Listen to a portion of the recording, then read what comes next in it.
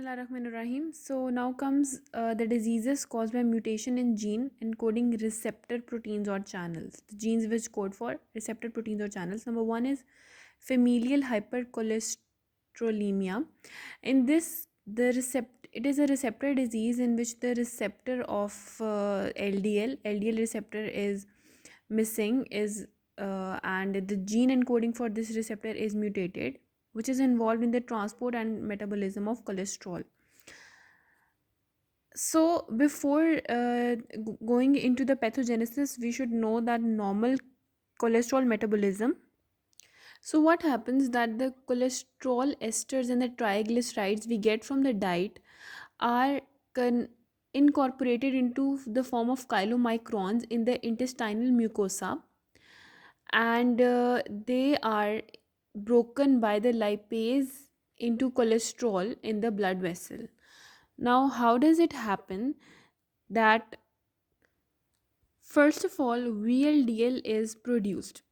VLDL is produced, which is a chylomicron remnant. It is very low density lipoprotein, and it attaches to the apolipoprotein C and E and B100.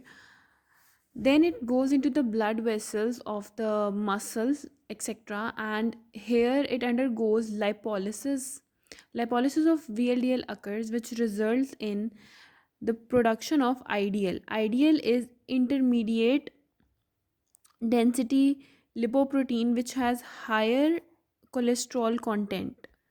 Now, IDL remains attached to apolipoprotein E and B100. Now, there are basically two pathways that IDL will either undergo receptor mediated clearance of IDL, or it will attach to the LDL receptors. Its clearance will occur by the LDL receptors. LDL receptors are present on the adipocytes. LDL is low density lipoprotein.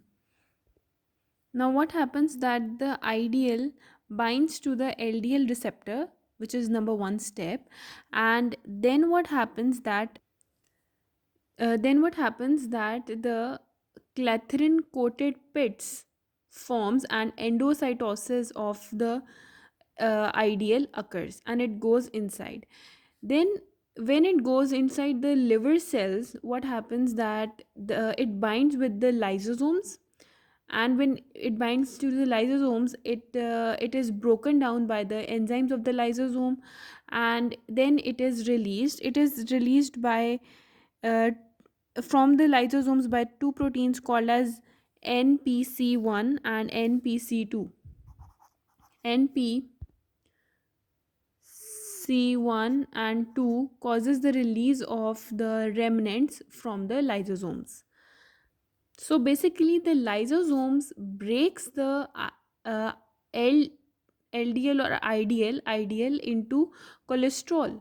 Cholesterol is broken down. Cholesterol is very important for our body because it is needed for uh, the the formation of cell membranes, and it is also its function also includes the suppression of cholesterol, means that uh, it also has a negative feedback. It inhibits the HMG-CoA reductase enzyme so that less cholesterol is produced in the body. It stimulates the formation of cholesterol, storage of excess cholesterol.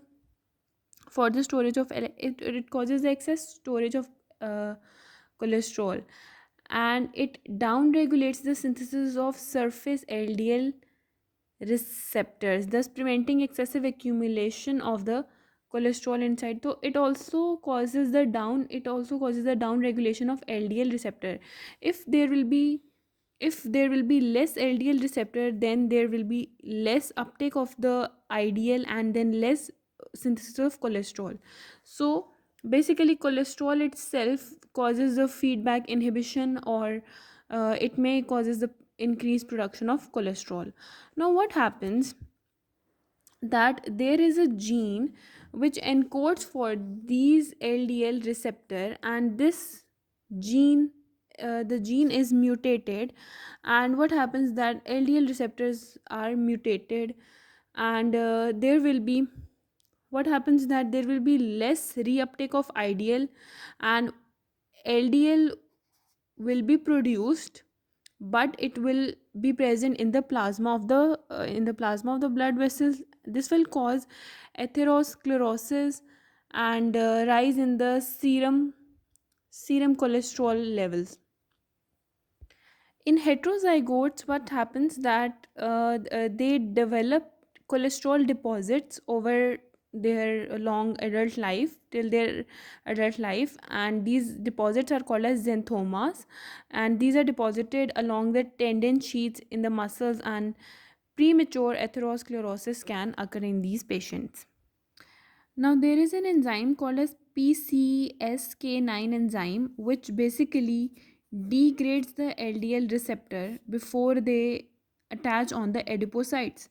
So, if the LDL receptors will be destroyed, there will be more cholesterol in the plasma, and then hypercholesterolemia will occur.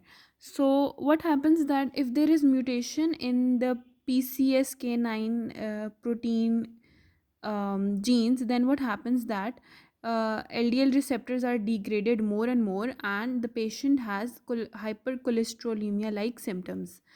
There will be elevated serum cholesterol level and atherosclerosis, etc.